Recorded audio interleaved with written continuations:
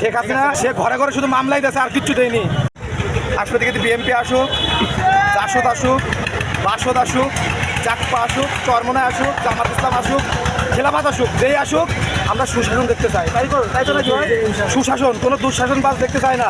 যেই এমপি হোক, এখানে হোক আর ঢাকায় হোক, সেজন্য ন্যায় পরায়ণ একটা বাদশা হয়। তার গোলেকার জাতি যে আমাদের কোনো জন্য কোনো চাঁদাবাদের পাল্লায় ভর্তি না হয়, কোনো টেন্ডার বাসের পাল্লায় ভর্তি না হয়, সেজন্য কোনো টেন্ডার বাস, কোনো দুর্নীতিবাস, কোনো মামলা বাস, কোনো ধর্ষণ বাস যেন তার পাশে না থাকে। তার পাশে কোনো ঋণ খিলাপি যেন না থাকে। তার পাশে যদি থাকে, তাই এই স্বৈরাচারের যে পতন হয়েছে তার চেয়ে ভয়াবহ পতন তার হবে ইনশাআল্লাহ। তার জন্য আবু সাইদ মানে বলছিল, বুকের ভিতরে তুমুল ঝড়, বুক পেতেছি গুলি কর, আমরাও প্রস্তুত শহীদ হওয়ার জন্য, সমস্যা না।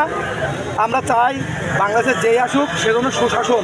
আমাদের বাংলাদেশের ঘাটতি হলো সুশাসনের, আর কোনো ঘাটতি নেই, সুশাসনেরও ঘাটতি। এই জন্য মানে ন্যায় আর ন্যায় বিচারের ঘাটতি। ন্যায় ইনসাফের বাংলাদেশ আমরা করতে চাই, সুস্থ বাংলাদেশ চাই, একটা মডেল বাংলাদেশ চাই, ডিজিটাল বাংলাদেশ চাইনি, মডেল বাংলাদেশ চাই। এই ডিজিটাল যে জায়গাতে হয়ে যায় সে জায়গাতে আমাদের বাংলাদেশের সর্বোচ্চ সমস্যাটা হয়েছে।